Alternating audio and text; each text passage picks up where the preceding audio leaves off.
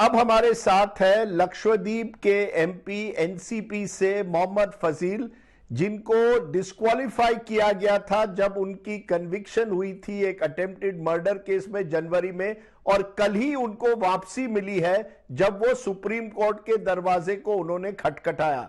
सवाल उठता है कि इतना टाइम क्यों लगा, लोकसभा उनको वापसी क्यों नहीं कर रही थी, क्योंकि हाई कोर्ट ने, केरला हाई कोर्ट ने उनकी सेंटेंस जनवरी के महीने में ही स्टे कर दी थी। मोहम्मद फजील खुद हमारे साथ है।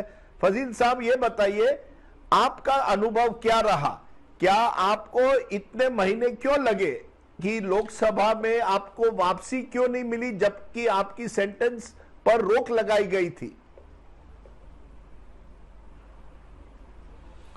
राजदीप, मेरी जो सदा सुनाई थी लोअर कोर्ट ने, सेशंस कोर्ट ने कवर थी कि 11 जनवरी को था।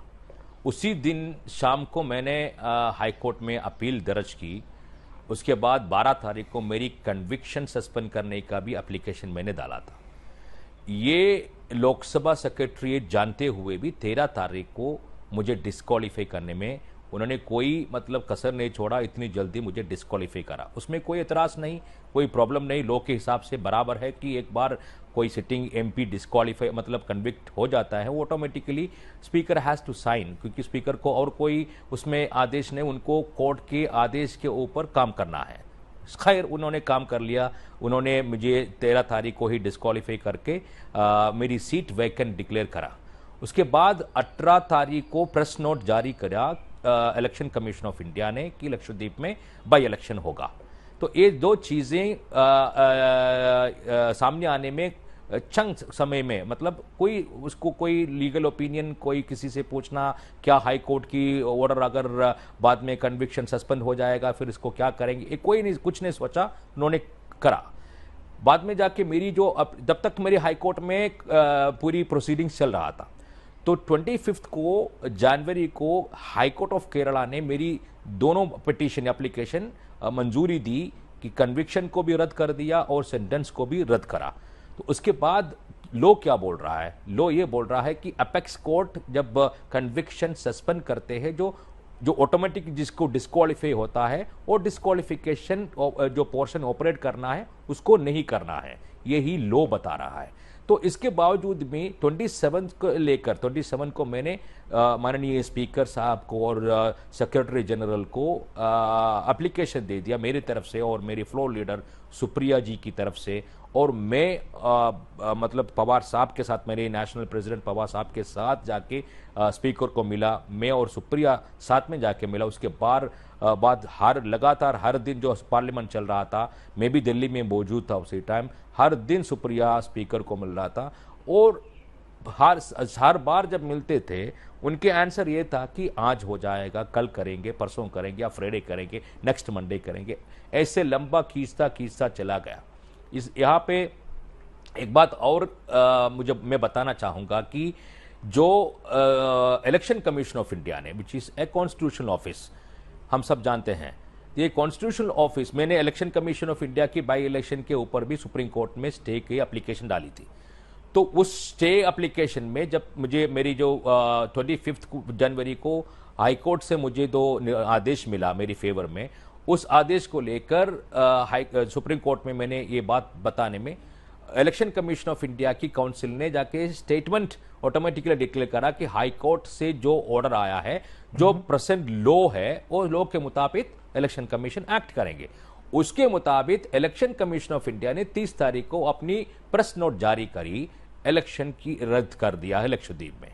तो ये मुझे समझ में नहीं आता है, एक कॉन्स्टिट्यूशन बॉडी ऑफिस है इलेक्शन कमीशन ऑफ इंडिया, इस लॉ को मान्यता देकर अपनी जो नोटिफिकेशन रद्द करता है।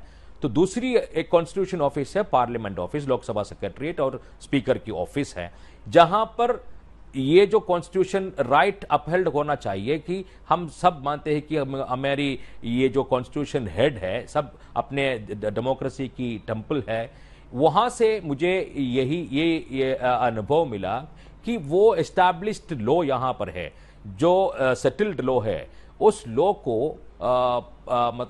एडहियर करने में, उसको कायम रखने में लोकसभा की सेक्रेटरीट इतनी देरी क्यों कर दी और क्यों नहीं करा, उसके मुझे इतनी हद तक जाना यानी पड़ा आप- उस लॉ आप को कह- आप कह एस्टैब्लिश रहे- करने के आप- लिए।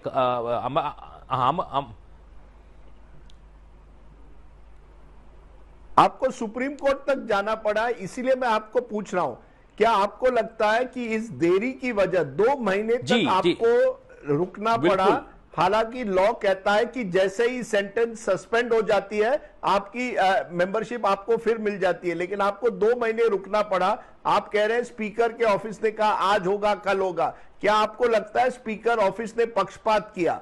क्योंकि आप विपक्ष के एमपी हैं इसलिए आपके साथ पक्षपात किया, क्योंकि आपने सरकार को टेक ऑन किया है लक्षद्वीप में। क्या आप कह रहे हैं कि स्पीकर जो है ओम बिरला का ऑफिस आपके खिलाफ उन्होंने पक्षपात किया? ये बोलने पे मुझे मजबूर कर दिया है उनकी एक्शन से, क्योंकि अगर सही तरफ से कानून के मुताबिक अगर स्पीकर ऑफिस एक्ट करते तो मुझे अभी इतनी दिन मेरी पार्लियामेंट, मेरी राइट, मेरी फंडामेंटल राइट, मेरी लोगों की राइट, अगर पार्लियामेंट में मुद्दा उठाना चाहते थे, मैं लक्षद्वीप की इश्यूज को लेकर पार्लियामेंट में बात करना चाहता था, इतनी दिन की जो पार्लियामेंट सेशन है वो कंबाइंड सेशन हर साल में एक बार आता है, प्रेसिडेंट ऑफ इंडिया का कंबाइंड सेशन, वो मुझे मिस करा। बजट सेशन मुझे इनिशियल मिस करा। अभी बजट के बाद जो सेकंड सेक्शन है महत्वपूर्ण मानते हैं, ग्रांटिंग जो अगर पार्लियामेंट चलते भी नहीं हो, लेकिन ये सारी चीजें मेरे लिए, मेरे लोगों के लिए फंडामेंटल अपनी राइट है, तो उस राइट को मुझे वापस दिलाने के लिए मजबूरन मुझे सुप्रीम कोर्ट में भेजने पे मजबूर किया स्पीकर साहब ने और लोकसभा सेक्रेटरी ने। इस बात से ये जाहिर है ये जो स्विफ्टनेस मुझे डिस्क्वालीफाई करने के लिए, राहुल गांधी को डिस्क्वालीफाई करने के लिए जिन्होंने दिखाया,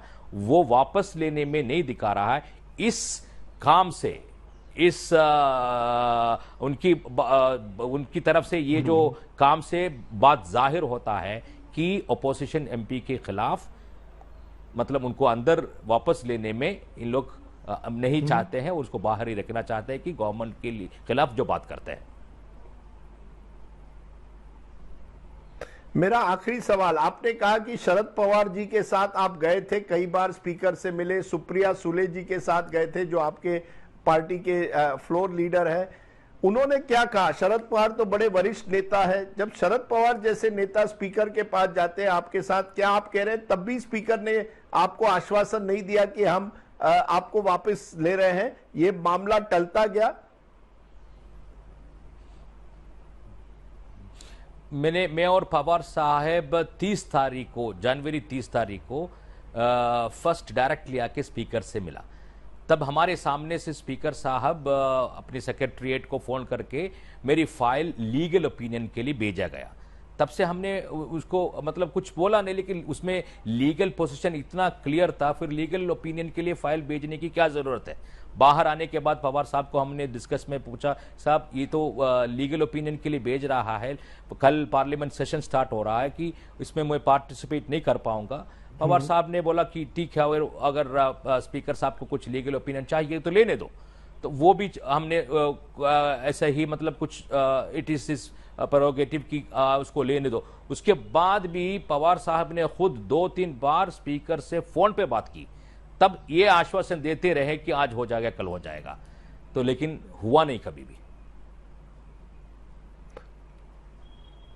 तो क्या आपको लगता है कहीं ना कहीं सवाल अब उठता है, जिस तरह से लोकसभा चल रही है, कि आप आज मुझे कह रहे हैं कि कहीं ना कहीं विपक्ष के नेताओं को लोकसभा से दूर रखा जा रहा है कि अगर आप सरकार के पक्ष में हैं तो आपको तुरंत आपकी मेंबरशिप मिल जाती, क्योंकि आप ऑपोजिशन में हैं प्रॉब्लम हुआ। शरद पवार जैसे नेता ने भी बात की, फिर भी कुछ नहीं हुआ। ये उनकी काम से मजबूरन हमें सोचने में मजबूर करते हैं।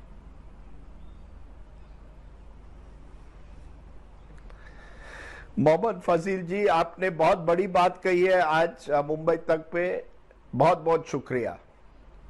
हे होते मोहम्मद फजील, हे एनसीपीचे एमएलए आहेत, एमपी आहेत आणि ह्यांना डिस्क्वालिफाय केलं गेलेलं 2 महिन्यापूर्वी आणि कालही त्यांना परत घेतलं गेलंय। 2 महिन्यासाठी त्यांना त्यांची मेंबरशिप जी होती ती रद्द एका प्रमाणाने केलेली, कारण की कोर्टचं वर्डिक्ट होतं, पण त्यांचा वर्डिक्ट जो आहे ते सस्पेंड केलं गेलेलं आणि तरीही त्यांना परत घेतलं गेलं नाही. शरद पवारांनी त्यांच्याबद्दल स्पीकरशी पण बोलले, तरीही काही फरक पडला नाही. राजदीप सरदेसाई, मुंबई तकसाठी.